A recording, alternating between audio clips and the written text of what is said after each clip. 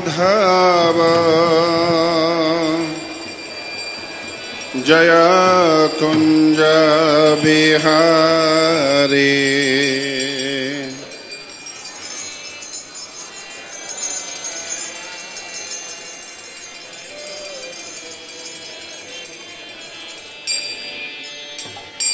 जय राधा माधव जय कुंज बिहारी।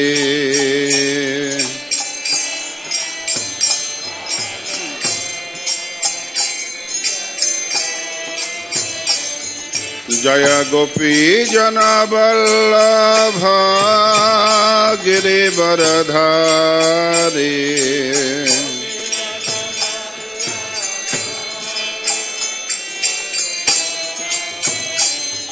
जय गोपी जन वल्लभ गिरिवरधारी।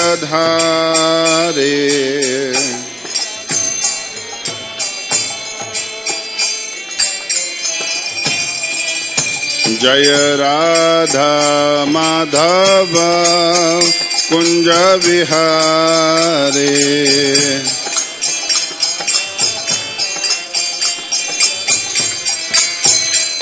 जय राधा माधव कुंज बिहारी।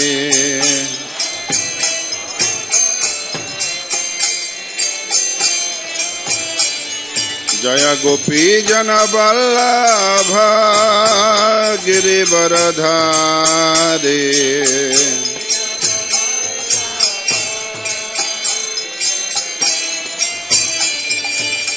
यशोदानंदन ब्रज जन रंजन।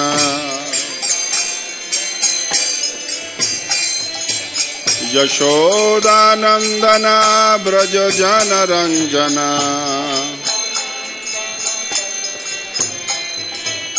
यशोदानंदन ब्रज जन रंजन।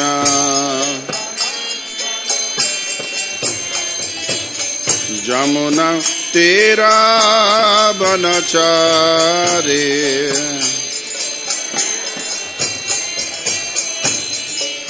जमुना तेरा बनचारे।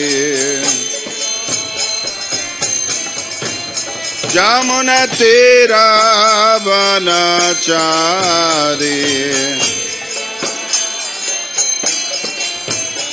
जय राधा माधव कुंज बिहारी।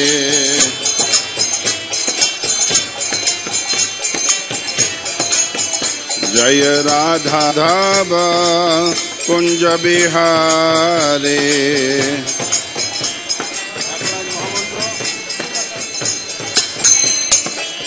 हरे कृष्णा कृष्ण कृष्ण हरे हरे हरे राम राम राम हरे हरे। बोलिए हरे कृष्ण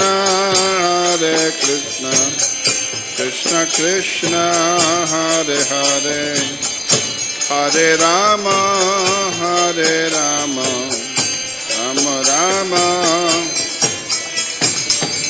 हरे कृष्ण कृष्ण कृष्ण हरे हरे हरे राम राम राम हरे हरे।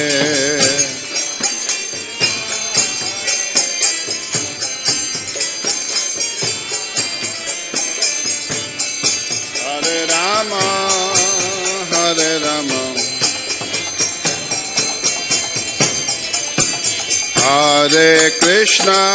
हरे कृष्ण कृष्ण कृष्ण हरे हरे हरे राम राम राम हरे हरे।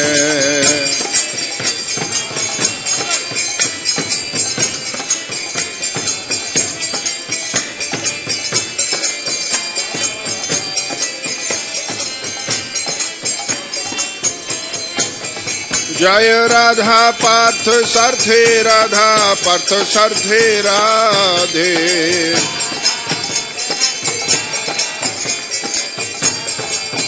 जय राधा पार्थ सारथे राधा पार्थ सारथे राधे।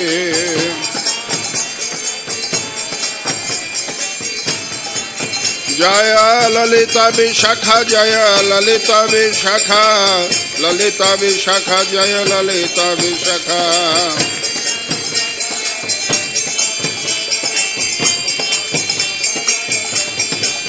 जय गौरनिताय गौरनिताय गौरनिताय जय गौरनिताय।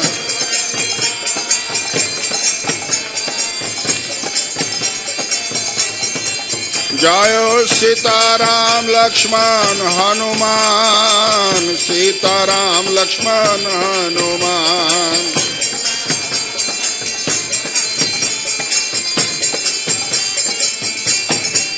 प्रभुपाद प्रभुपाद प्रभुपाद जय जय प्रभुपाद।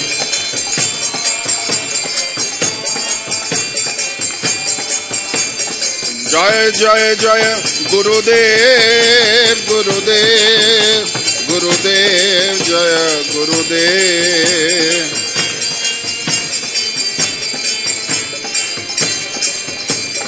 नीताय गौर हरि बोल हरि बोल हरि बोल गौर हरि बोल। बोलिए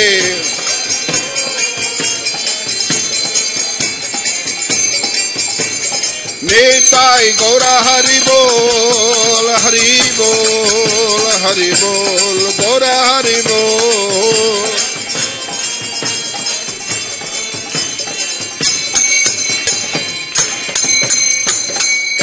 निताय गौर सीतानाथ प्रेमानंदे हरि हरि बोल।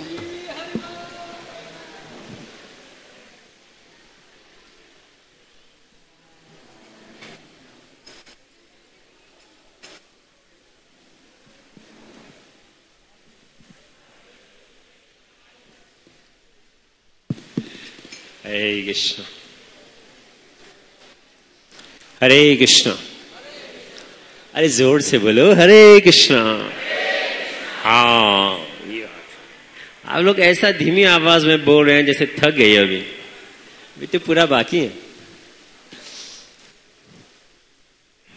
ओम अज्ञानतिमिरन्धस्य ज्ञानञ्जनशलाकया चक्षुरुन्मिलितं येन तस्मै श्रीगुरुवे नमः। नमो विष्णुपादाय कृष्णप्रस्थाय भूतले श्रीमते भक्तिवेदान्त स्वामिमिति नामिने। नमस्ते सरस्वती देवी गौरवाणी प्रचारिणी निर्विशेषा शून्यवादी पश्चात्देशतारिणे। जय श्री कृष्ण चैतन्य प्रभु नित्यानंद श्री अद्वैता गदाधर शिवसदि गौरभक्तविंदम। हरे कृष्ण कृष्ण कृष्ण हरे हरे हरे राम राम राम हरे हरे। हरे कृष्ण। तो मैं प्रयास करूंगा हिंदी में बोलने के लिए, कुछ गलती होगा तो माफ कर लेना। आप सबका स्वागत है श्री राधा पाठशाला के मंदिर पे। ठीक है, कितने लोग यहाँ पहली बार आए हैं? कृपया हाथ उठाइए। हाँ, डरो मत, हम पिटाई नहीं करेंगे, बस इनको हाथ उठाइए, अच्छी बात है। अच्छा, और काफी लोग तो अक्सर आते रहते हैं। ये इस्कॉन का संस्था में एक चीज देखता हूं, यहां ये लोग कहते हैं कि वो लोग साधना करते हैं, भजन करते हैं, लेकिन इन लोगों का करने का तरीका थोड़ा अनोखी है, बहुत आसान है। शायद ये लोग बेवकूफ हैं, कुछ पढ़े लिखे नहीं है। देखता हमेशा सिर्फ हरे कृष्णा मंत्र का जाप करते हैं और नाचते रहते हैं। ऐसा काफी बात सोचने में आएंगे ना। देखो, जो दिमाग वाला बंदा होता है, जिसके पास बहुत क्षमता होते हैं, वो कुछ अलग सा करते हैं ना। जो मुश्किल है जो बाकी लोग कर नहीं सकेंगे, तब हमारे एक विशेषता होते हैं। लेकिन इस्कॉन संस्था में देखेंगे जो वैष्णव का पद्धति है, वो सबसे सरल विधि है लोगों का। मंत्र भी लिखा है कहीं पे, हरे कृष्णा कृष्णा कृष्णा हरे हरे, हरे राम राम राम हरे हरे। कोई ब्राह्मण भी नहीं हो तब भी उच्चारण कर सकते हैं, समय नहीं तब भी उच्चारण कर सकते हैं। जैसे ऋग्वेद का मंत्र होगा, उसका क्रम होगा, ब्राह्मण मंत्र स्थिति नहीं, यहाँ सब लोग गा सकते हैं। बच्चे को लो, बूढ़े को लो, सब गा सकते हैं। और इन लोगों का कोई आचरण भी नहीं होते, ठीक है। देखेंगे कि कोई वस्त्र डाला है साधु के से, ठीक है, मान लीजिए आप ऐसे पैंट छह डाल के तब भी मंत्र का जाप कर सकते हैं। काफी लोग ये सोचते हैं क्या ये एक वास्तविकता में एक सभ्यता है, या बस कुछ संस्था बनाने के लिए, लोगों को जोड़ने के लिए एक विधि है, क्या है?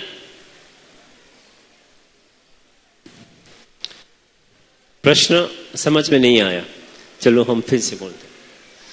ये जो स्तवन का जो विधि है नाचने और गाने का, ये क्यों है? लोगों को सिर्फ जोड़ने के लिए, क्वांटिटी ज्यादा लोग बनने के लिए, या उसके अंदर में एक रहस्य है कि लोगों को नहीं बताया जाता है कि भजन कैसे किया जाता है? क्योंकि अलग संस्था में जाएंगे तो अगर आप योग करेंगे तो पूरा पद्मासन में बैठना पड़ता है, यहाँ तो कम लोग 2 घंटा 4 घंटा पद्मासन में बैठो, आज्ञा चक्र में ध्यान लगाइए, तब जाके भगवान से आप एक रिश्ता जोड़ेंगे ना। यहाँ पर दिखते नहीं है साथ, तो लोग बोलते हैं भैया नाचो गाओ प्रसाद दो, बस अतरा प्रवचन सुनो, ठीक है, ऐसा ही होता है ना। तो क्या ये सिर्फ लोगों को जोड़ने के लिए है? जो कमजोर लोग हैं, जिसको जो 2 घंटा बैठ नहीं सकते हैं, जिसका ये नहीं है, या जो वेद का मंत्र का उच्चारण नहीं कर सकते, थोड़ा बेवकूफ है, सिर्फ उन लोगों को जोड़ने के लिए है? इसीलिए ये सभ्यता किया गया है, या इसके पीछे भी कुछ और गहरा रहस्य है जो हमको पता नहीं है? क्या है?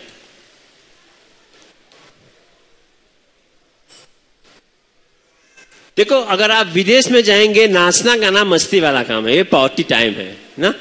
अरे भैया हम मंदिर में आए हैं भजन करने के लिए, भगवान से ध्यान, भगवान से अपना एक समर्पित करने के लिए, अपना आप को भगवान को समर्पण करने के लिए, फिर भी यहां नाचो गाओ, बात क्या है? भाव भाव भाव भैया, भाव तो सही है, भाव प्रकट करने के लिए हम नाच गा रहे हैं, तो पार्टी वाला हो गया ना कि हम मस्ती कर रहे हैं। भैया म्यूजिक चला, लाउड म्यूजिक चले तो हम नाच रहे हैं, गा रहे हैं ना, ऐसा नहीं है। देखो, जब हम पद्मासन में बैठते हैं तो क्या करते हैं? अपना मन को बाहर रूप से हम लोग सेपरेट अलग करना चाहते हैं और भगवान से जोड़ना चाहते हैं। 2 क्रिया होते हैं ना, जो भौतिक वस्तु से अपना मन को निकाल के और भगवान जो परमात्मा स्वरूप है उसको जोड़ना, 2 क्रियाएं, ठीक है। अच्छा, क्रिया किससे कर रहे हैं? मन से कर रहे हैं। और शरीर का जब आप पद्मासन में बैठते हो तो उसको आपको एक लाभ होता है कि आप अपने मन को ज्यादा स्थिर कर सकते हैं, ठीक है। वास्तव में यही है और कुछ नहीं है कि आपका चक्र इनलाइन है तो एक सहायक हो जाता है, ठीक है, कि भगवान से होना, ठीक है। और जब आप नाच रहे हैं तो भगवान के लिए ही नाच रहे हैं ना, ठीक है। भौतिक देखो, अगर कोई भी यहाँ 12:30 बजे कीर्तन शुरू होता है, आप देखेंगे जब कीर्तन में भक्त लोग गा रहे थे तो भगवान की प्रसन्नता के लिए गाया जाता है।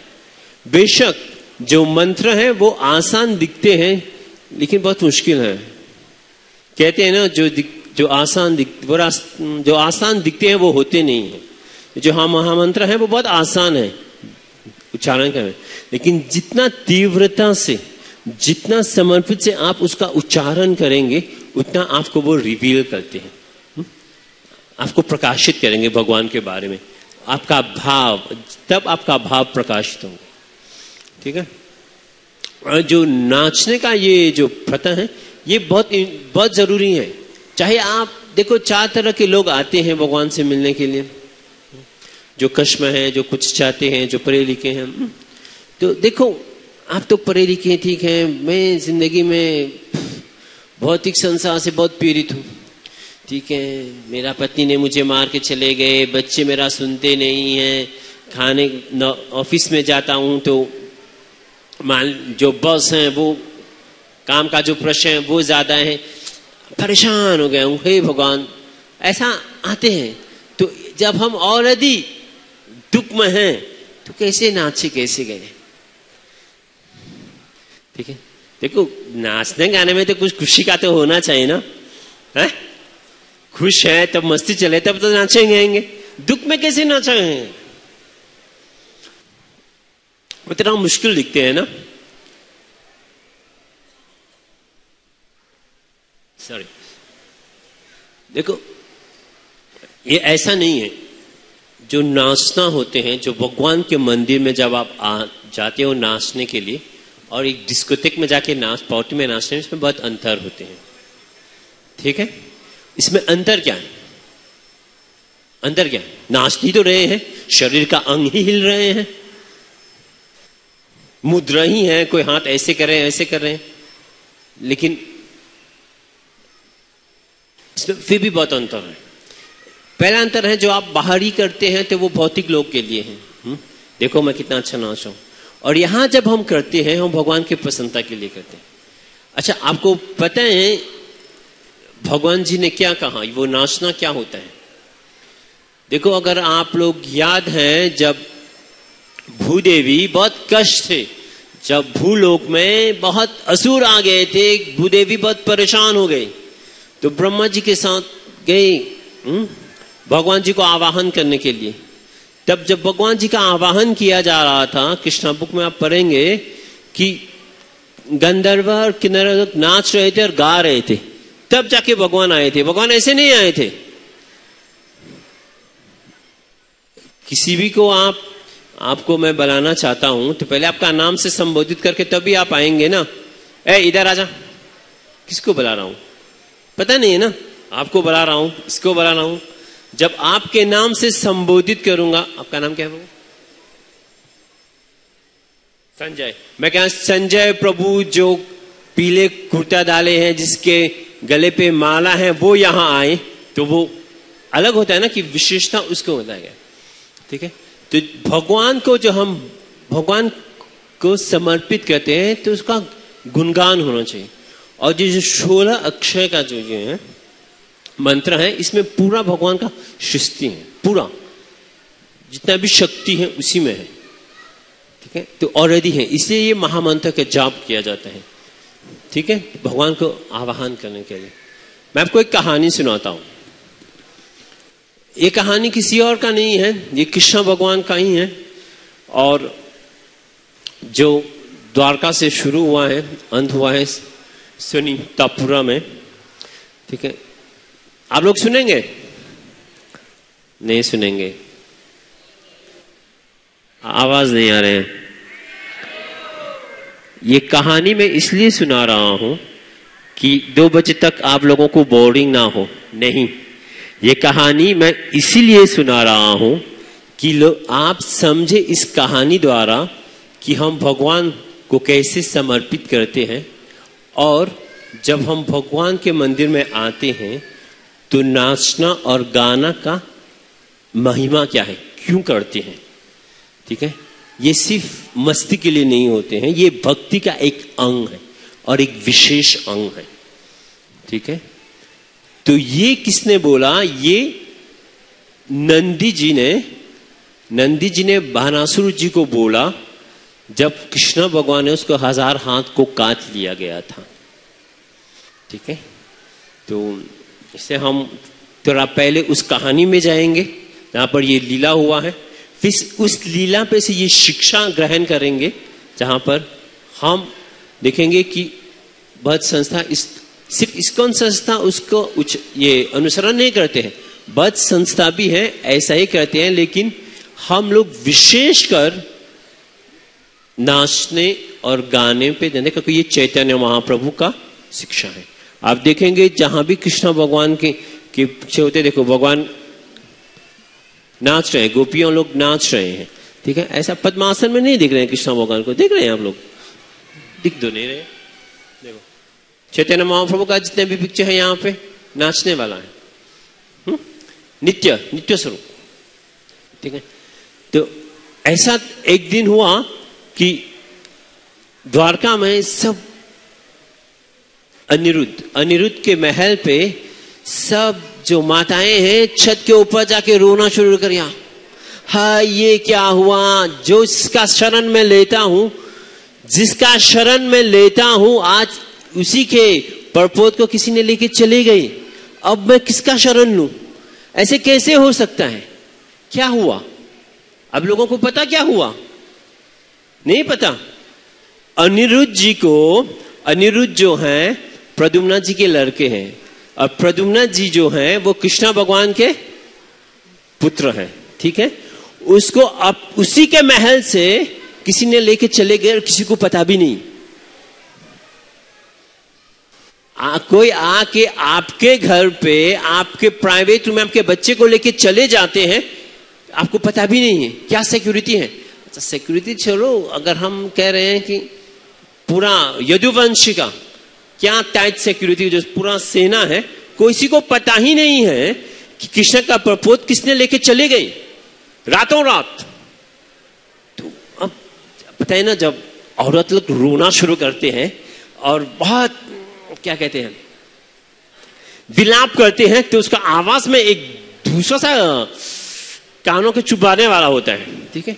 तो सब पुरुष सोचना शुरू पे क्या हुआ, ये औरत लोग रो क्यों रहे हैं, विलाप ऐसे क्यों कर रहे हैं। तब गया तो देखा, अरे अनिरुद्ध को किसी ने लेके चले गए। अब जब हुआ तब तो भैया किसका औकात है, मेरे घर पे यदुवंशी के घर पे आके उसका प्रपोत को उठा के ले गए, किसका मौत का चेतावनी हुआ है? ये तो नहीं हो सकते हैं। तो सब यदुवंशी सेनापति कृष्ण भगवान बलराम जी सब इकट्ठे हो गए। अभी हुआ क्या? तो बोलता अभी किसने लेके गया, कहां से गया, कैसे गायब हुआ, रातों रात पता नहीं चल रहे। तो मतलब ठीक है, जितने भी अपना गुप्तचर हैं पूरे संसार में भेजो, पहाड़ियों पे, जंगल पे, जहीं भी है, देखो कहां पे किसी ने हमारा अनिरुद्ध जी को लेके गए हैं। और परेशान, सब लोग परेशान हैं, क्या हो रहे हैं। रात हो गया, किसी को कुछ खबर नहीं। जितने भी गुप्तचर आए, बोला पूरा पहाड़ छान मारिया, कुछ देखा नहीं, जंगल पे कुछ भी नहीं। तो कौन कर सकते हैं, कौन ऐसा साहस ही कर सकते हैं जो यदुवंशी के कुल में आके ऐसा करके जाए? इतना साहस किसके पास हो? तो ये एक बेवकूफ ही कर सकते हैं, कोई बुद्धिमान वाला वहां हाथ डाल ही नहीं सकते हैं। तो कौन इतना बेवकूफ है? तो बोलते नहीं। तो जो सेनापति है यदुवंशी का बोलते हैं, कृष्णा तूने कितने असुर को मारा, लेकिन मैं सोचता हूं क्योंकि आपने परिजात जी का पेड़ लाए थे स्वर्ग से, देवी देवता से लड़के, शायद ये इंद्र जी का काम हुआ होगा कि उसने बदला लिया है कि आके प्रपोत लेके चोरी करके गए, किडनैप करके गए हैं। तो कृष्णा भगवान बोलते नहीं, मैं तो हमेशा वल्लभिष हूं देवी देवता का, उनके कारण ही तो मैं इस भूलोक में आया हूं। वो लोग ऐसे क्यों करेंगे? और बिना जाने किसी के ऊपर इल्जाम नहीं लगाना चाहिए, बिना जाने किसी के ऊपर इल्जाम नहीं लगाना चाहिए, ठीक है। ये क्रिया जो किया है, ये एक बहुत बदचरण औरत ने किया होगा, जिसके पास मैजिकल शक्ति होगा, इसी का क्रिया होगा, ऐसा कुछ हुआ होगा। कौन है अभी तक पता नहीं चल रहे। रात बीत गया, फिर भी कोई मैसेज नहीं आया। जितने भी गुप्तचर आए, किसी के पास मैसेज नहीं है। तो क्या है? अगले दिन सुबह नारद मुनि गुजर रहे थे, तो रुका, तो कृष्णा जी के महल पे आए। तो जब देखा कृष्णा जी के महल में आए, सब लोगों का चेहरा उतरा हुआ है, उदास उदास है, जैसे किसी को जीने का चाहत ही नहीं है। तो बोलते बात क्या है? अरे आप लोगों को तो जान प्राण होना चाहिए साथ में, अगर राजा ही ऐसा रहेंगे तो प्रजा कैसे होगा? ठीक है। और मनुष्य का जन्म लिया है तो कुछ उत्साह होना चाहिए ना, ऐसे नहीं कि मरे हुए इंसान तक जिए। तो कृष्णा भगवान ने बोला देखो ऐसा है कि कल किसी ने अनिरुद्ध जी को उसके कमरे से चोरी करके चले गए और किसी को पता भी नहीं है कि वो कहां गई। हमारा क्या नाम होगा? हम इतने प्रसिद्ध योद्धा हैं, क्षत्रिय हैं, अपने ही सिक्योरिटी में कुछ दोष तो है, तो बाकी राजा हम लोगों को क्या कहेंगे? ये परेशान है। तो नारद जी से पूछा, अगर आपने देखा कहीं पे, आप तो ऐसे हर जगह घूमते रहते हो, तो अगर आपने देखा कि अनिरुद्ध को कहीं देखा तो मुझे बोलो। तो नारद जी बोले हाँ मैंने देखा, वहां पे सोनितापुरा में बनासुर के साथ अनिरुद्ध जी एक बहुत बड़ा युद्ध चल रहे हैं। एक अनिरुद्ध और बनासुर, एक असुर का पूरा सेना है उसके साथ, फिर भी युद्ध चल रहे हैं। और युद्ध ऐसा युद्ध चल रहे हैं जैसे देवी देवता का और असुर का चला हुआ, वो ऐसा युद्ध था। और इस युद्ध में आखिरी में आकर के उसको नाग पाशे बांध दिया गया है अनिरुद्ध को, और उसको भनासुर ने बोला उसके सेनापति को इसको मारने के लिए, लेकिन सेनापति ने बोला नहीं इसको ऐसे बांध के छोड़ दो, मत मारो अभी। तो वहां पर है, लेकिन ये नाग पाश जिस उसने बांधा है वो ज्यादा समय तक अनिरुद्ध जिंदा नहीं रह पाएगा उससे। अगर आप जल्दी से यहां से नहीं जाएंगे उसको बचाने के लिए, तो वो मर ही जाएगा। तो बोला ठीक है, सब सेनापति सब सेना को ले लो, सब लोग हम लोग चलेंगे। अभी कहां जाना है? सोनितापुरा जो 11,000 योजन दूर है यहां से। 11,000 योजन दूर अगर आप जाएंगे तो आपको 24 घंटा लगेगा, तो वो तो हो जाएगा अनिरुद्ध जी का। तो बोलते नहीं, तो नारद जी बोलते देखो आप ऐसा करो, गरुड़ देव जी का आवाहन करो। गरुड़ जी मन की गति से चलते हैं, ठीक है। देखो को मंदिर के सामने वहां अभी तो गेट बंद है, गरुड़ जी हैं, हमेशा तत्पर है। कभी भी भगवान कहीं भी जाना है तो गरुड़ जी तत्पर होते हैं, ठीक है। तो ठीक है, गरुड़ जी के ऊपर चलेंगे। तो गरुड़ जी का आवाहन किया जाता है, लंबा स्तुति है, हम उसको संक्षेप में बोलेंगे हमसे। तो गरुड़ जी आए तो भगवान का स्तुति किया। फिर भगवान ने उसको बोला देखो मैं वहां पर जाना है, आप हमको लेके जाएं। अब गरुड़ जी के पीठ में कितने लोग जा सकते हैं? ठीक है। तो गरुड़ जी को बोला 4 लोग गए थे, कृष्ण भगवान, बलराम जी और प्रद्युम्न जी, 3 लोग, चौथा गरुड़ जी गया पूरा एक सेना से युद्ध करने के लिए। अब भैया अपने बेटे को निकालने के लिए गया, वैसे तो रखा नहीं है ना, पूरा युद्ध करके तो लेके आएंगे आप, ऐसे कैसे लेके आएंगे? तो वो लोग गए, पहले कृष्ण भगवान जी चले, फिर प्रद्युम्न, फिर बलराम जी, फिर अनिरुद्ध जी पीछे। तो मन के गति से गए, जब पहुंचने ही वाले थे सोनितापुरा में, भगवान का जो रंग, भगवान ने अपना जो स्वरूप है 4 भुजा कर लिया, फिर उसने अष्टभुज 8 भुजा वाला शरीर कर लिया। इसके भगवान कृष्ण का 8 भुज का स्वरूप में उसके हाथ में ट्रिडेंट था, चक्र, गदा, धनुष, वार, वज्र, शंख और जो शील, क्या कहते हैं आप लोग हिंदी में? शील, ढाल थे। ये कृष्ण भगवान ने अष्टभुज 8 हाथों का स्वरूप धारण करके गए, और शरीर का आकार पहाड़ के जैसा, इतना बड़ा शरीर। लेकिन जैसे वो असुर का हम रीछने वाले थे, उसका जो शरीर है गोल्डन कम्प्लेक्शन चेंज करना शुरू किया। तो जैसे आप लोग अभी 2 घंटे धूप पे रह जाएंगे, जो गोरे लोग हैं 2 घंटे धूप में रह जाएंगे तो कैसे हो जाएंगे, ठीक है। तो वैसा अपना, तो सिर्फ एक छोटा सा ताकि आप लोग समझे इसे, ठीक है। तो ऐसे भगवान बलराम जी अपना शरीर का, कृष्ण तो कैसे श्यामल रूप है तो दिखते नहीं है, लेकिन देव जी जो है वो गोरा है, तो वो असर तो और आ रहे हैं इसके ऊपर। तो बोलते हैं दाऊ जी ऐसा क्यों है कि मैं अपना शरीर का रंग, दाऊ जी पूछते हैं कृष्णा से, ऐसा क्यों है कि मैं अपना शरीर का रंग चेंज हो रहे हैं स्वर्ण? तो बोलते, तो कृष्णा बोलते जी ऐसा है कि भी हम बनासुर के जो महल है वहां पहुंचने ही वाले हैं, और उसका जो महल है वो किससे सुरक्षित है? अग्निदेव से। अग्नि, वो अभी आप अग्नि को क्रॉस करके जाना पड़ेगा आपको, तभी आप उसके महल में जा सकते हैं। जो बानासुर है स्वयं अग्निदेव उसको रक्षा करते हैं। सोचो कितना शक्तिशाली है। आप उसके महल में पहुंच ही नहीं सकते हैं क्योंकि अग्नि से तो आप जल जाएंगे।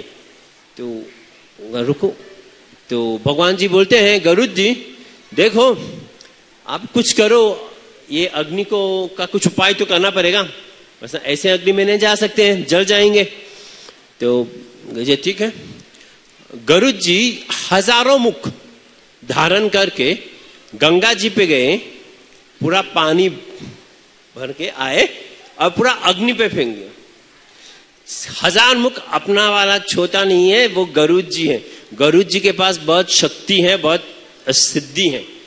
शायद कम आप लोगों को पता है गरुड़ जी का विशेषता, गरुड़ जी का काफी विशेषता है। ठीक है, वो एसोटेरिक है, भक्ति में नहीं, लेकिन एसोटेरिकली बहुत विशेषता, बहुत शक्ति, बहुत क्रिया है ऐसे जो गरुड़ जी करते हैं, अनोखी क्रिया। तो आके सब अग्नि के पे फेंक दिया। तो जब अग्नि में पानी डालेंगे तो क्या होगा? बुझ जाएगा। लेकिन ये तो सब अग्निदेव है वहां पे, कम हुआ है लेकिन पूरा बुझा नहीं। तो सब क्या हुआ? तो अंगिरा ऋषि ने, अब अंगिरा ऋषि वो ऋषि है जो अग्नि मंत्र का सिद्धि किया है। जब भी आप अग्नि मंत्र का सिद्धि करना है, पहले आप अंगिरा ऋषि ही से द्वारा से आप सिद्ध कर सकते हैं, उसके आशीर्वाद से। ठीक है, स्वयं वहां पर थे। तो अंगिरा ऋषि ने उसके चेले को बोला देखो क्या हो रहे हैं वहां पे।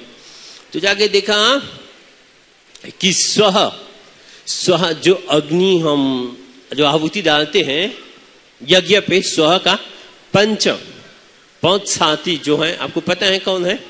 वो है कलमस, कुसुमा, दाहना, सोसना, तपना, वो 5।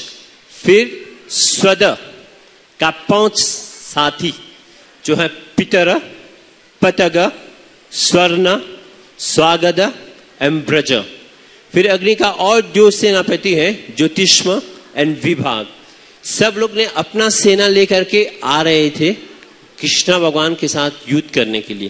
क्योंकि अभी भैया आपने मेरा आग बुझा दिया, तब तो कुछ तो दोस्त तो नहीं दिख रहे हैं, आप दुश्मनी तो दिखेंगे। तो अंगिरा ऋषि ने निकला, अग्निदेव जी आए अपने चारियत में, क्या कहते हैं चारियत, विमान पे। अग्निदेव भी अपने विमान पे आए। जब निकल रहे थे तो कृष्ण ने बोला आप सब मेरे पास आओ ताकि मैं अपने धनुष से सबको मार सकता हूं। अंगिरा ऋषि बोला क्रोधित होकर आपका ऐसा साहस, उसने त्रिशूल निकाला ऐसे और भेजा कृष्ण भगवान के ऊपर उसको मारने के लिए। कृष्ण भगवान ने अपना धनुष निकाल के वार निकाला और मार दिया, चला दिया वार। वो वार आया डायरेक्ट अंगिरा ऋषि को के छाती पे मारा, खून, उसको मौत नहीं दिया लेकिन चोट लगा करके अंगिरा ऋषि बेहोश गिर गया। ठीक है, और गया। तब सब जितने भी अग्निदेव का सेना थे सब ने अंगिरा ऋषि को लेके अंदर गए बनासुर के महल पे। जब वहां पर पहुंचे, हाय हाय, ये तो कुछ भी नहीं था।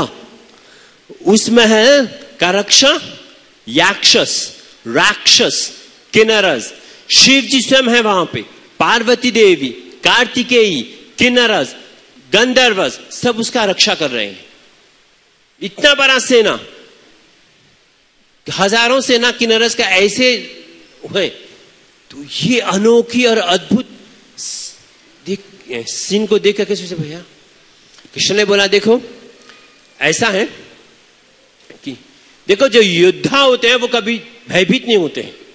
मौत तो आना है, मरना तो मरना ही है, इसमें कुछ नहीं, लेकिन भय होके नहीं मरना है, क्योंकि वो योद्धा होते हैं, ठीक है, मार के मरना है, ठीक है। और हम युद्ध में जाएंगे तो मारेंगे। तो कृष्ण भगवान ने बोला कैसे करेंगे, तो बोला ठीक है।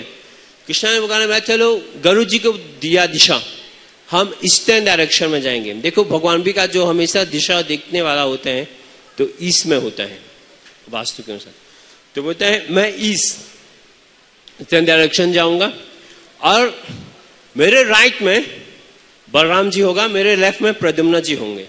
तो कोई अगर मैं यहां पर युद्ध कराऊंगा, कोई पीछे से साइड में वार करेंगे तो अपना सुरक्षा होगा, ठीक है। और जो गरुड़ जी है नीचे से अपने पंजे से ऐसे ही कितने लोगों को मौत के घाट उतार देते हैं।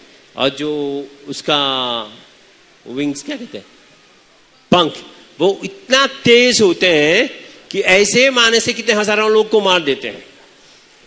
ये एक ऐसा पक्षी नहीं है, गरुड़ जी तो पक्षी का राजा होता है, ठीक है। तो हम लोग ऐसे युद्ध करेंगे। धमाका युद्ध शुरू कर लिया और कोई नहीं हारने के लिए है, लेकिन भगवान ने अपना धनुष निकाल के, चक्र निकाल के, दाव जी ने गदा लिया, हल से सबको खींच करके अपना रथ से ऐसे मार रहे हैं। प्रद्युम्न जी ने धनुष वाल लेकर के हजारों बार एक ही बार कितने लोगों को मार रहे हैं। इसी ने ऐसे चल रहे हैं, चलते चलते असुर लोग डरना शुरू हो गया, भागना शुरू हो गया। ये क्या है भाई, 4 लोग 3 लोग हैं और हजारों लोग को मार दिया। हजारों लोग ऐसे मरे हुए हैं असुर, सब भागना शुरू किया। जब सब भागना शुरू किया तो एक असुर का नाम है त्रिपसा ज्वरा। त्रिपसा ज्वरा कैसे है, उसके पास 3 सिर है, 3 आंख है, ठीक है, 6 हाथ है और 9 पैर है। ज्वरा सब लोग उससे बहुत परिचित है, लेकिन अपरिचित भी है। चलो आज आपको उससे परिचित करते हैं। ज्वरा, वो त्रिपसा ज्वरा आया, बोलते हैं वो ऐसे आया भगवान। और जब चल रहे हैं, कैसे चल रहे हैं, आपने किसी शराबी को चलते हुए देखा है? ऐसे चल रहे हैं, जो उसका केस है ऐसे जैसे कोई नशे में है, जैसे कोई नशे में नींद आ रहे हैं, ऐसे चल रहे हैं। और 6 पैर हैं, 3 हाथ हैं, हाथ को ऐसे घिस के चल रहे हैं, ठीक है। और एक हाथ में उसका जो अस्त्र है वो विभूति है, आशस विभूति कहते हैं, भस्म ना, वो है। तो वो हाथ, वो उसका अस्त्र है और वो आ रहे हैं। और आके बोला बलराम जी से, आप लोग कहाँ आके मुझसे युद्ध करो। बलराम जी बोला मैं कब से सोच आऊं, कब मैं युद्ध भूमि में उतर के किसी को मारूं। बलराम जी ने उतरा गरुड़ जी से त्रिपसा से युद्ध करने के लिए। जब त्रिपसा से युद्ध करने के लिए त्रिपसा ने ये जो भस्म था उसकी बलराम जी के ऊपर फेंका। बलराम जी गदा लेकर के उसको मारा। जो भस्म था वो नीचे गिर गया, लेकिन 2 बूंद का जो भस्म था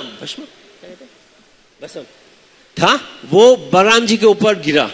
जब बलराम जी के ऊपर गिर गया, वो बलराम जी को एक आलस आना शुरू हो गया, उसको नींद आ रहे हैं, शरीर जलना शुरू हो गया, कुछ युद्ध करने का उत्साह नहीं है। तो बोलते हैं अभी क्या हो रहा है, अब यह युद्ध भूमि में जा रहे हैं, किसी से युद्ध कर रहे हैं। एक ही क्षण में सब उत्साह गया।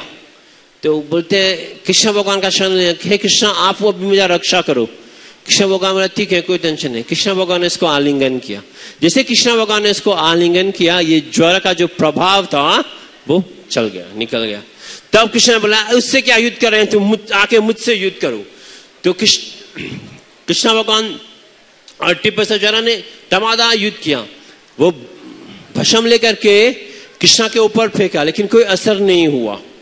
और धमाधम युद्ध चलते, भगवान ने ज्वरा को ऐसे पकड़ा गले से, उसमें एक कंठी था, उसका तुलसी का नहीं था, दूसरा कंठी था त्रिपसा ज्वरा का।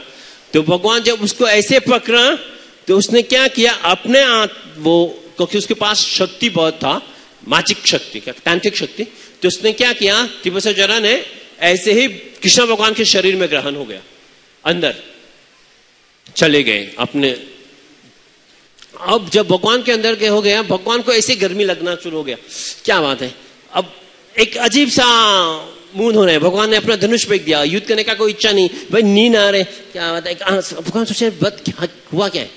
अब कृष्ण भगवान है तो भगवान ने अपना, देखो ये कहानी नहीं है, कहानी में बहुत शिक्षा है, उसको ग्रहण बहुत जरूरी है भक्ति के लाइन पे। तो भगवान ने अपने मन को केंद्रित करके, जब भी कुछ परेशानी आते हैं उस परेशानी से हमको उसी में डूबना नहीं चाहिए, मन को अलग निकाल के इस परेशानी से इलाज ढूंढना शुरू किया। तो भगवान ने स्वयं, कृष्ण भगवान जी शिक्षा दे रहे हैं, ठीक है। किसने क्या किया, अपने शक्ति से एकांतरित किया अपना सब मन, फिर उसने एक वैष्णव ज्वारा को जनरेट किया, सृष्टि किया। जब जो वैष्णव ज्वारा ने सृष्टि किया तो उसने ने ये जो त्रिपर्ष ज्वारा है उसको निकाल लिया। तो भगवान ने फिर चक्र निकाला उसको मारने के लिए। जब मारने के लिए चक्र भगवान ने निकाला तो त्रिपर्ष ज्वारा ने जाके भगवान का समर्पित किया, शरण लिया। अब देखो जो हमारा शरण लेते हैं हम उसको कभी मारते नहीं, ये शास्त्रिक है, ठीक है। तो जब भगवान ने शरण, त्रिपर्ष ज्वारा ने भगवान का शरण ले लिया तो आकाशवाणी हुआ, तो भगवान को बोला देखो कोई आपका शरण लिया तो आप उसको बख्श दो मानस ने। तो भगवान ने बोला ठीक है, क्योंकि आपने मेरा शरण लिया, ठीक है, तो आपको नहीं मार रहा हूं, ठीक है। तो बोला भगवान जितने भी लोग हैं यहाँ पे कोई ना कुछ कष्ट तो है, कोई ना कोई भगवान का, हम सब लोग भगवान का शरण ही लेने के लिए आए हैं, ये बात तो स्पष्ट है। हम तो यहाँ नहीं आए हैं कि भगवान को दिखाने के लिए हम कितना सुंदर, कितना बहुत सुंदर है। हम यहाँ पर आए हैं भगवान का शरण लेने के लिए, ठीक है।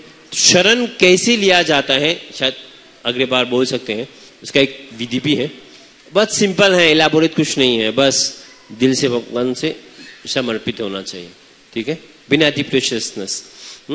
तो जैसे त्रिपर्ष ज्वारा ने भगवान का शरण लिया, भगवान ने उसको माफ किया, ठीक है। तो भगवान तब बोलते हैं, तो भगवान के बाद देखो ऐसा इस संसार में एक ही ज्वारा, दो ज्वारा है, क्योंकि पहले त्रिपर्ष ज्वारा था और अभी वैष्णव ज्वारा। ऐसा कीजिए कि एक ही ज्वारा जिंदा रहे। इसने नहीं बोला वैष्णव ज्वारा जो है इसको मार दो, नहीं बोला। देखो मैं त्रिपर्ष ज्वारा ने भगवान का समर्पण किया है तो वो भगवान उसको मार नहीं सके, नहीं मारेंगे। अब बोलता है देखो दो ज्वारा है, त्रिपर्ष ज्वारा और वैष्णव ज्वारा, ऐसा कीजिए कि सिर्फ एक इस संसार में एक ही ज्वारा हो। तो भगवान ने बोला ठीक है, जो वैष्णव ज्वारा है मैं फिर से अपने शरीर में ग्रहण करता हूं, तो संसार में एक ही ज्वारा होगा। आपको पता है ज्वारा का मतलब क्या है? नहीं है? हाँ, गांव में कहते हैं ना जार लगा ना, जार, जुआर। जब बुखार रखते हैं बुरे लोग को तो पता होगा जाल लगाएं, जाल ऐसे कुछ, जरैया ऐसे कुछ बोलते हैं बड़े लोग से, गाँव से, उसको ज्वारा कहते हैं। ज्वाला का बहुत परिभाषा होते हैं। भगवान ने उसको बोला जो आप कहते हैं बुखार, फीवर, जो बुखार है वो ज्वारा होते हैं। बुखार एक बीमारी नहीं है, बुखार एक बीमारी नहीं है, बुखार एक बीमारी का, ये आप संक्षेप में आपको बोल रहे हैं कि आप बीमार होने वाले हैं। जब भी आप बुखार हुआ तो कोई बीमारी है, लेकिन बुखार खुद अपने आप एक बीमारी नहीं है। ये आपको डायग्नोज करना पड़ता है, डॉक्टर मतलब कि कौन सा बीमारी होता है, तो वे ज्वारा होते हैं, ठीक है। तो जो आप ज्वारा को अलग अलग जगह दे रहा है रहने के लिए, तो बोला क्योंकि आपको अलग अलग जगह है। आप मनुष्य में रहेंगे, आप अगर मनुष्य में और जानवर में रहेंगे तो आप बीमार, जो बीमारी होते हैं उसको ज्वारा कहते हैं। तो वहां से आपका एनिहिलेशन हो जाएगा, क्योंकि जब हम बीमार होते हैं तो दवाई लेकर के ठीक हो जाते हैं। बाकी और जगह में है, जैसे फल में होता है, जो फल में फंगस लगते हैं ना वो ज्वारा कहते हैं। जो पेड़ का पीलापन होते हैं, पत्ते का पीलापन होते हैं वो ज्वारा का ये होता है। और जो कीटाणु होते हैं, जो पानी में सफेदी आते हैं ऊपर फोम, वो ज्वारा होते हैं। जो पहाड़ में जो पत्थर होते हैं रेड कलर, लाल रंग का, वो ज्वारा होते हैं। जो जमीन पे जो यहाँ पर डिजर्ट, राजस्थान को क्या कहते हैं, डिजर्ट जहां बहुत धूप होता है, रेगिस्तान, वो रेगिस्तान ज्वारा का सिम्टम है कि वो वहां पर निवास कर रहे हैं। तो ये सब जगह दिया उसको रहने के लिए। जो गाय में आप देखेंगे एक थरथराहट होता है और पैरों में जो बीमारियां आते हैं वो ज्वर का ये है। तो ये भगवान ने उसको वहां पर इतना जगह दिया। तो फिर इसको बोला जाके सबको फिर ये तो सिर्फ शुरुआत था। इसके बाद फिर भगवान ने गया, फिर कार्तिकेय आया युद्ध करने के लिए। कार्तिकेय जो देवी देवता का सेनापति है, सब बहुत दमदारू चला। समय के कम होने के कारण मैं कहानी को कम कर रहा हूं क्योंकि शिक्षा इससे बाहर होगा। तब जब भगवान ने निकाला चक्र, सुदर्शन चक्र का आवाहन किया कार्तिकेय को मारने के लिए, तब क्या किया? पार्वती देवी जी आई। पार्वती देवी ने एक रूप धारण किया। वो रूप था कोतवी। कोतवी रूप में अष्टभुजा। वो पार्वती देवी नहीं थी, वो पार्वती देवी का जैसा शक्ति रखती थी, ठीक है। वो आया भगवान जी के समक्ष, वो भी बिना कोई कपड़े। तो भगवान जब चक्र निकाल दिया कार्तिकेय को मारने के लिए, जैसे कोतवी आया भगवान के सामने, भगवान ने अपने आंख अलग कर लिया क्योंकि नंगे किसी को देखना नहीं चाहिए। जब भगवान ने बोला आप ऐसे, आप कौन है, क्यों मेरे सामने ऐसे आ रहे हो जब मैं युद्ध कर रहा हूं और मुझे विचलित करना चाहते हैं? तो उसने बोला ये मेरा पुत्र है, उसको आप बख्श दो, बचा दो, उसको आप मारो मत। तो फिर कोती देवी ने कार्तिकेय को लेकर के युद्ध भूमि से गया। जब कार्तिकेय गया, फिर शिवजी नहीं गया युद्ध करने के लिए भगवान से, क्यों कहते हैं भगवान वो नहीं गया। फिर भनासुर ने आया युद्ध भूमि में, बहुत दमदार युद्ध होना शुरू किया। युद्ध चल रहे थे। तो फिर जो मेन पॉइंट है यहां ही से शुरू होगा, वो तो सब युद्ध चल रहा था। भगवान ने फिर से सुदर्शन चक्र का आवाहन किया क्योंकि भनासुर के पास 1000 हाथ थे, हजारों हाथ। तो भगवान ने सुदर्शन चक्र को आवाहन किया भनासुर को मारने के लिए। उस समय शिव जी, पार्वती जी शिव जी को देखे को बचाओ, क्योंकि भनासुर तो शिव जी का बहुत प्रिय है, ठीक है। और पार्वती ने तो अपने बेटा माना है, इसलिए तो इतना सुरक्षा दिया गया है। तो बोलते हैं तो आप ही बचाओ, जैसे अपने कार्तिकेय को बचा, आप ही बचाओ। फिर पार्वती देवी फिर से कोतवी का स्वरूप धारण किया, नंगे भगवान के सामने आया, फिर से भगवान से ये किया। भगवान ने बोला ठीक है, तो ये है। तो भगवान ने सुदर्शन चक्र से 9,998 हाथ जो भनासुर का है उसको काट दिया, सिर्फ 2 हाथ छोड़ा, ठीक है। वहां पर तब भनासुर ने भगवान का शरण लिया, तो भगवान ने इसको माफ किया और गया अनिरुद्ध जी को लेने के लिए। जब ये हुआ, नंदी जी आई, बहुत अच्छा शिक्षा दिया नंदी जी ने। नंदी जी बोलते हैं बानासुर को, देखो आप जाओ, आप सोच सकते हैं अगर आपका एक हाथ काटूंगा तो कितना दर्द होता है। यहां किसी का हजारों हाथ, 2 हाथ कम, 1000 हाथ कटा हुआ है, कितना दर्द, शरीर खूने खून ऐसे गिर रहे हैं। भैया आपका हाथ काटेंगे कितना खून निकलेगा, शरीर खूने खून। और क्या शिक्षा नंदी जी दे रहे हैं बानासुर को, आप जाओ और शिव जी के सामने नाचो, नृत्य करो, ठीक है, उसके प्रसन्नता के लिए, ठीक है। तब भगवान आपको शरण देंगे। तो गए वहां पे बानासुर गए और शरीर खून से लथपथ नाच रहे थे। ऐसे नहीं नाच रहे थे जैसे रो रहे हैं, ठीक है, ऐसे नाच रहे थे जैसे हाँ पूरा जोश के साथ, ठीक है, पूरा जोश के साथ नाच रहे थे, नृत्य कर रहे थे शिव भगवान के प्रसन्नता के लिए, ठीक है। इसमें कहा गया है वो जो नाचने का जो प्रथा है वो पता क्यों नाचा जाता है क्या? देखो, खुशी होते हैं तो आंख में आंसू नहीं, दुखी होते हैं तो आंख में आंसू आते हैं, ठीक है। स्वाभाविक है ना, कोई बहुत दुखी है तो खुशी में भी आंसू आते हैं, ज्वालिटीज, ठीक है। दर्द होते हैं तो आवाज ऐसे ही निकल जाते हैं जोर से, दर्द हो रहा है, ठीक है। और भाई किसी को बुला रहे हैं तुमसे तभी आवाज निकलते हैं, ठीक है। तो यहां नाचने का यही है कि मस्ती का नहीं है।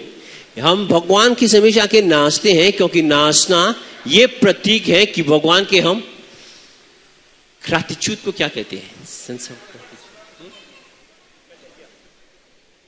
कि भगवान के समय हमारा कृतज्ञता अर्पण कर रहे हैं। इसीलिए समर्पण नहीं, कृतज्ञता, सेंस ऑफ ग्रैटिट्यूड। समर्पण अलग है, कृतज्ञता अलग है, ठीक है। वो हम कृतज्ञता ऐसे है कि हाँ भगवान आपने हमें ये शरीर दिया, ठीक है, आप हमारा शरीर, इसको प्रकाशित करके हम भगवान के सामने नाचते हैं, ठीक है, तभी भगवान आते हैं। अगर हम संजय जी, ठीक है, संजय नाम आपका, ठीक है, संजय जी 12:30 बजे से मृदंगा बजा रहे हैं, मेरे आने से पहले कीर्तन कर रहे हैं, ठीक है। तो एक सेंस ऑफ ग्रैटिट्यूड होना चाहिए ना मुझे, ठीक है। तो कैसे उसका सेंस ऑफ, कैसे मैं उसको करूं?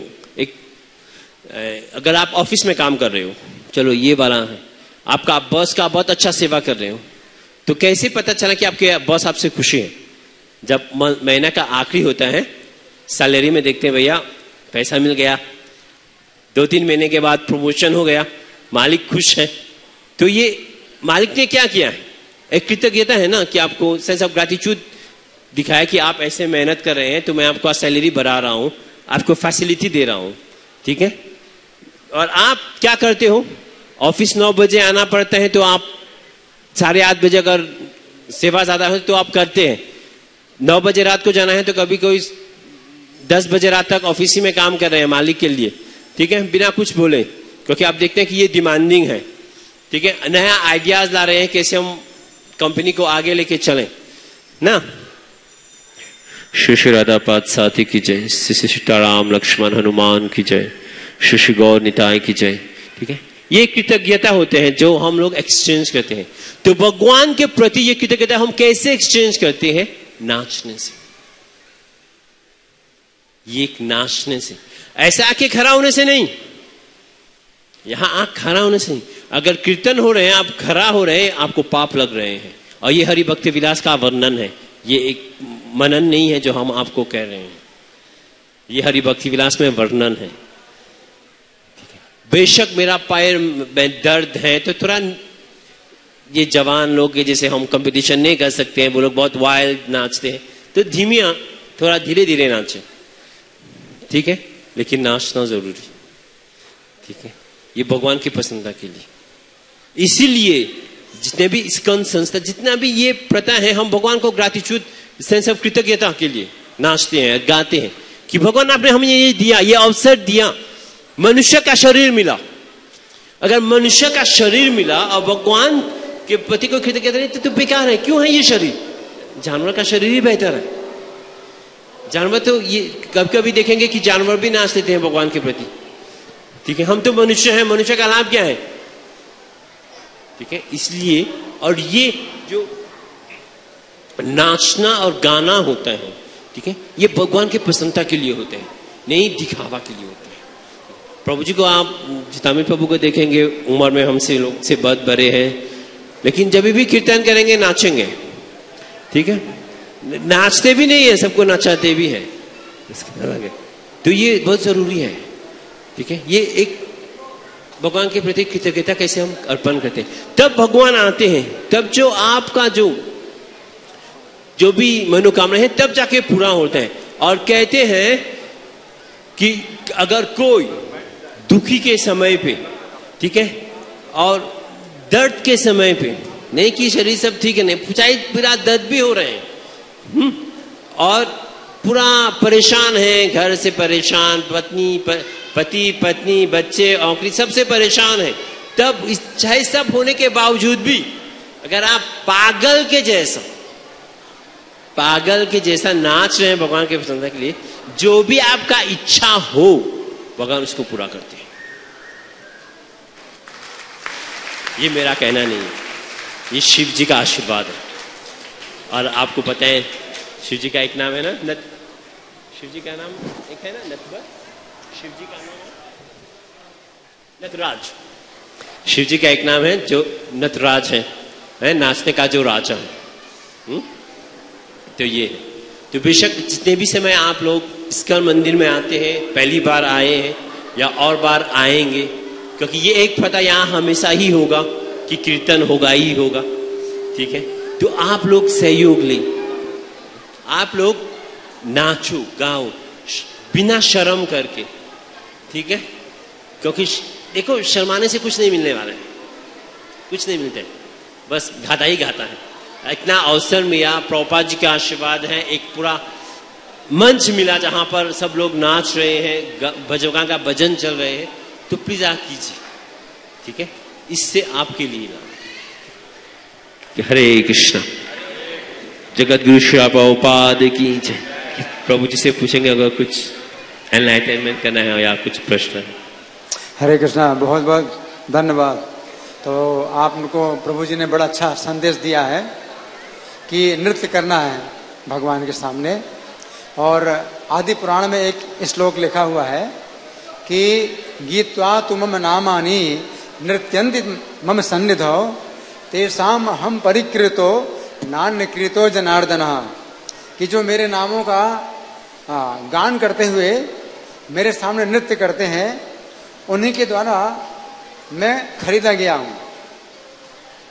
उन्हीं ने मुझे खरीदा है और किसी ने मुझे नहीं खरीदा। जय हो।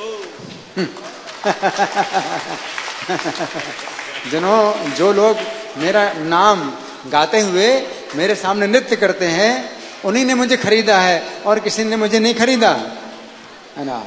और एक श्लोक ये भी है कि नाम युक्तान जनान दृष्ट्वा स्निग्धो भवति यो नरः। अगर नाम में जो है कुछ भक्त लोग कर रहे हैं, कीर्तन कर रहे हैं, देख करके भी स्निग्ध हो जाए, जो प्रसन्न हो जाए। सयाति परमम स्थानम विष्णुना सह मोदते। तो वो भी भगवान के धाम में जाके विष्णु के साथ आनंदित होता है। तो मतलब प्रसन्न होना। नाम में जो है जो भक्त लोग लगे हुए हैं, उनको देख करके जो व्यक्ति स्निग्ध हो जाए, प्रसन्न हो जाए, तो उसको भी जो है भगवान अपने पास बुलाते हैं और भगवान के साथ वो जो है आनंद प्राप्त करता है। तो ये कुछ बातें हैं, बड़ी सरल बातें हैं। आज का जो प्रवचन है वो बड़ा सरल प्रभु जी ने दिया, बहुत सरल संदेश दिया है और बड़ी सरलता से भी भगवान को प्राप्त किया जा सकता है। और सरल व्यक्ति के लिए कृष्ण की भक्ति बड़ी सरल है और कुटिल व्यक्ति के लिए बड़ी जटिल है। तो अगर आपके अंदर सरलता नहीं है तो फिर ये भक्ति भी जो है सरल नहीं होगी, बहुत कठिन है। और सरलता अगर आ जाए तो भक्ति बड़ी सरल है। हरे कृष्ण। थैंक यू प्रभु जी, सुंदर प्रवचन के लिए हम